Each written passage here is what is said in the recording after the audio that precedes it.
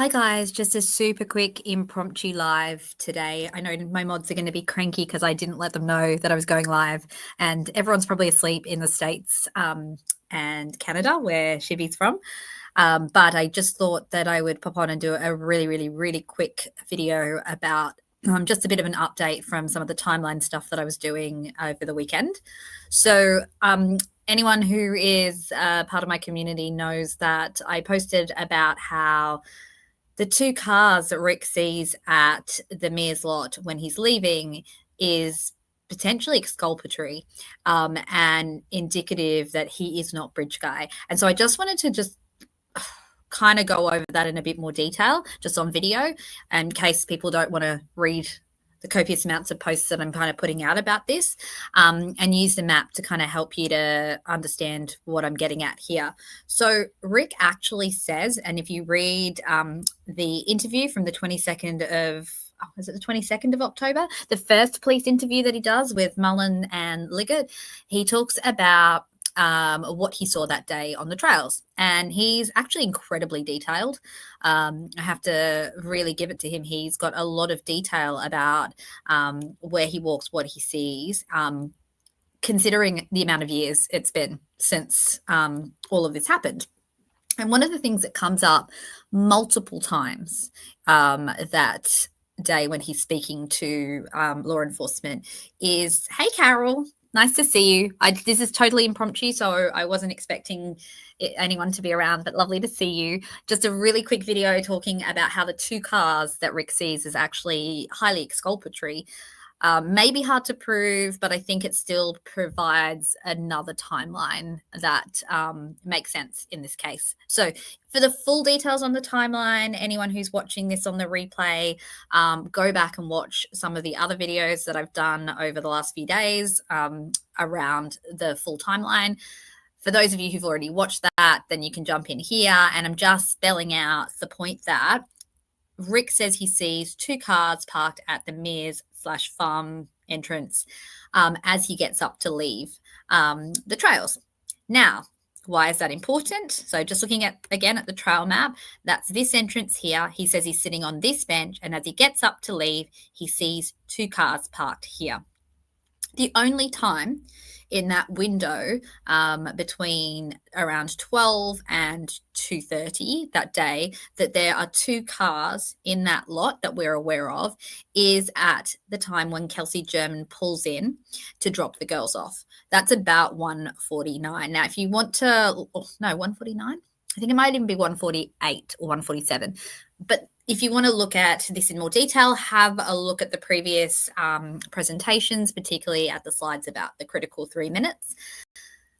This is highly exculpatory because if Rick truly sees these two cars here, then that means he's got up at around the time that Abby and Libby arrive. It means he's not Bridge Guy, because at the time Abby and Libby arrive, Bridge Guy has walked past the girls at Freedom Bridge, and he is already here on the Monon High Bridge, because Betsy Blair at that time when Kelsey German pulls in is already on her way to the Monon High Bridge, and she sees him standing there when she gets to the barricade here. There's no way then that he could be here but also seeing Kelsey German's car pull in here. He just couldn't do it. It's not visually possible. So why is this exculpatory? Because that means Rick Allen cannot be Bridge Guy. Bridge Guy could not see two cars parked here.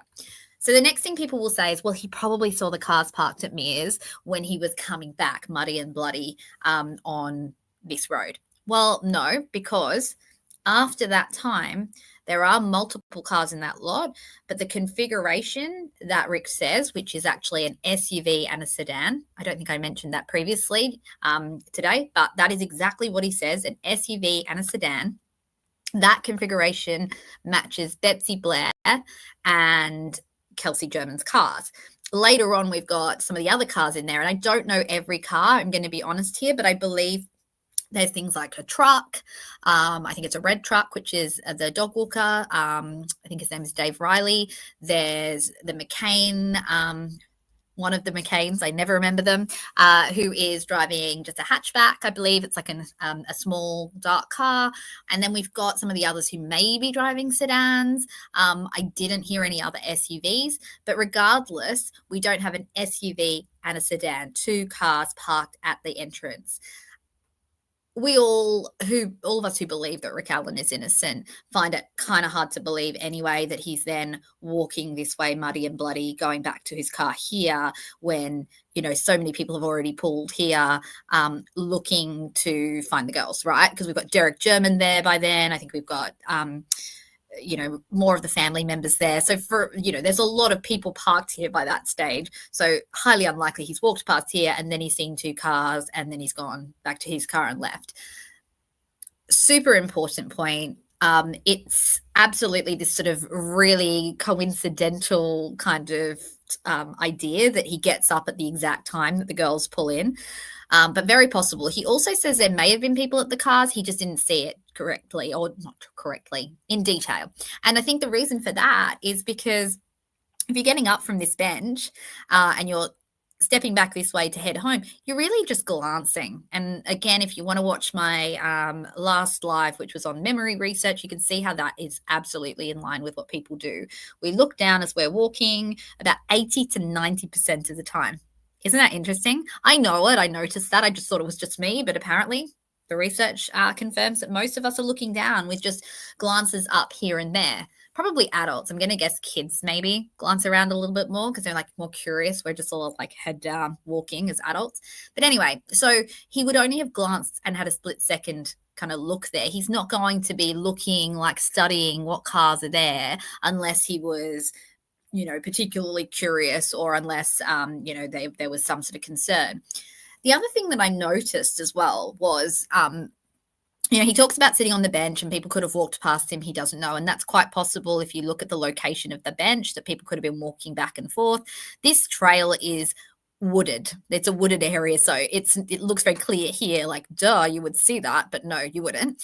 Again, 505 bench, there it is. But it also explains potentially what might have happened here is that he actually heard that car coming in or Betsy Blair walking here. He might have registered subconsciously the sound. And this is how memory and attention work. Like we notice like little shifts or sounds or changes in the environment, but we don't necessarily encode them on a deep conscious level. And so I wonder if the fact that this coincidental getting up from the bench and turning that way at the same time that Betsy Blair's just passed and the girls had just arrived there was potentially triggered by some sort of, auditory kind of noise, the rustling leaves as someone walks past, the car pulling up if it was playing music, a car door shutting, who knows? But maybe that kind of prompted him out of, zoned out on his phone to get up. And that might explain why that timing occurred as well.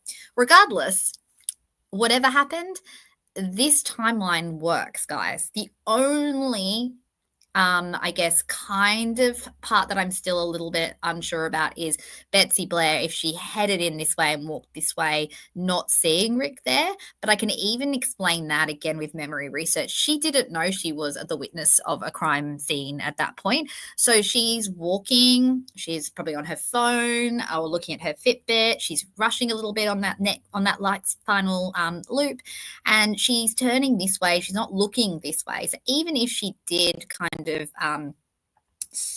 briefly see that there was a figure sitting there, the next things are the most important things that happen that day, and that is that she walks up here, she sees Bridge Guy here, and then she passes Abby and Libby on her way back. Those are the most salient parts of what she saw that day, and those are the parts that are going to be most vivid. This random little figure sitting on a bench over here, probably hunched over, is not going to be particularly salient at all. And it's highly likely that wasn't deeply encoded. And then if we add into it that Betsy Blair was actually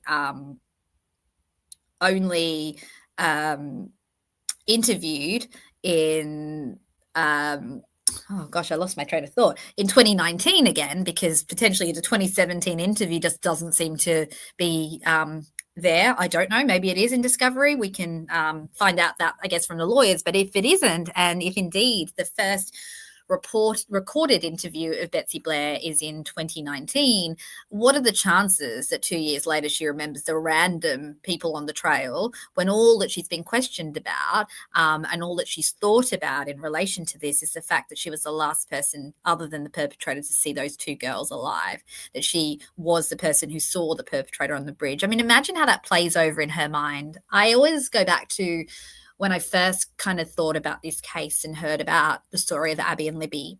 And I had this overwhelming sadness, which I think we all have. And I don't talk about Abby and Libby a lot because I am very much focused on the case against Rick Allen and, you know, helping, I guess, him. But that doesn't mean that I don't care about Abby and Libby. Of course I care about Abby and Libby. And I always think when I first heard the story, I had these like images in my head of like, you know, if only like I was on the bridge that day, which is ridiculous. I don't live anywhere near the bridge, but I thought, you know, if someone were on the bridge that day, if it were me or someone else, if I saw that happening, I would have intervened. I would have got those girls away from that horrible monster on the bridge. And I obviously wasn't there. I'm on the other side of the world. It's not even a realistic scenario. But I kind of wonder with Betsy Blair how she would feel knowing that she passed those girls. She was the last person to see them alive other than the perpetrators of this horrible crime. So that would play out in her mind over and over and over again. You know, if we think about like sort of survivor guilt and all of those sorts of things. And so we've got to remember what's the most salient part of her memory that day. It's the thing that she's been questioned about. It's the thing that she's gone over in her head a million times. It's the person on the bridge that she did think looked a bit off. Yeah. So could really explain why she's not particularly registered this person sitting over here on this bench. That's really kind of in this sort of secluded spot with trees behind it. I tried to do another field study the other day, guys. I think I look insane because I'm walking around my area with a phone, counting steps away from benches and trying to take videos and see what I can see and turn left at a certain point. Anyway, I tried to do all of this on my own. I really need somebody to do this with me. But unfortunately, all of you guys are overseas because, and I don't have, none of my friends here or my family here would do it. My kids would, but I'm not going to put my kids on this video. And they're also kids, so not necessarily representative of the average person walking around. But I did another field study the other day and I was videoing this and trying to kind of get a sense of 15 seconds away from a bridge. I keep saying bridge, a bench. And yeah, it like, what can I see it? If I glance up, it's really hard, but I'd really love it if anyone wants to do this little bit of research for me. You know, two people have someone sit on the bench and the other person walk around and see, like, do you catch them from the corner of your eye? It's hard because when you're going about it thinking, am I catching this person from the corner of my eye? You're already looking for them. So it doesn't really work. It's like we need a blind comparison, if that makes sense, on a blind person, because clearly they wouldn't catch them. Anyway, this is not comedy, so I'll stop being silly here. But what I'm saying is that if you kind of have a friend and you have another friend that you set up sitting on a bench and you practice this, and then at the end of the walk you say to the friend you're walking with, did you see the person on the bench? That would be great research. But I don't think I can achieve this unless I use kids as my people on benches, which, yeah, I'm not going to do, as much as I'm sure they'd love to do it. Because they're little justice warriors already. Anyway, I hope that makes sense. So key points here, the later timeline is not a bad thing. The later timeline could account for why Rick sees two cars, and that is exculpatory, guys. That is exculpatory evidence. The other reason it's exculpatory is he also sees the three girls, or says he sees the three girls heading back to where the cars were parked, and he walks directly across from them. That means he sees the three girls not at Freedom Bridge, not at the official new trailhead, but instead at the trail split, which is often referred to as the trailhead. So this is just me talking through some of the stuff that I've already put on the community page, on the subreddit, Delphi Mystery, on X. So if you want to follow through it step by step, definitely read those posts. If you've got any questions, if anyone wants to know more, please just reach out, pop a comment out. I'm always happy to do a quick video just to see if I can kind of explain it. You can see my mind does work at 1,000,000,000 miles an hour. I'm proud of that. That's, that's something that is the way that my brain is wired. But sometimes it can be hard for me to slow it down and kind of go through it step by step. And that's why I do put things out in writing and written form, because I think sometimes that can be a little bit easier to follow on with as well. Yeah. So thank you for the people that watched. I did notice there were actually a few people here, and I didn't expect that at this time. So lovely to see you. Thank you, as always, Carol. You're one of my wonderful main supporters who's always joining me in my lives, and I really, really appreciate that, Carol. But without further ado, I'm going to sign off, and I will see you guys a little bit later in the week. We're going to do the psychological stuff. I'm really excited. I'm going through Weiler's testimony at the moment, pulling out some key points to explain to my colleagues about what was done. We're not going to look so much at the ethical angle, because I know that's what really gets everybody's goat about Weiler, but we're looking more at the psychological analysis of Rick Allen himself. What are some kind of expanded conceptualizations or understandings of Rick Allen and his mental health and his diagnoses, his confessions, and also we're going to get the two others who are fairly blind to the case. They know that I'm a Rick Allen supporter, but they haven't actually looked into the case very much. We're going to see if they feel they're seeing any key indicators of guilt. So it's going to be super interesting. These are two of my colleagues who I've worked with for a long time. They have wonderful expertise in some varying different areas of psychology. So I think you're going to get a panel of a few of us clinicians breaking down Rick Allen's psychological information based on public testimony. Of course, none of us have met Rick, but yeah, I think that'll be interesting. Anyway, over and out, guys. Thank you so much for joining. If anyone has a question, actually, I won't log off just yet. Does anyone have any questions? Because I don't often leave a lot of time. But if anyone has any questions, comments, disagreements, please let me know. No? Okay. Well, thank you for all the people who continue to watch, and absolutely check out the presentations. And I'm going to leave it there. Bye.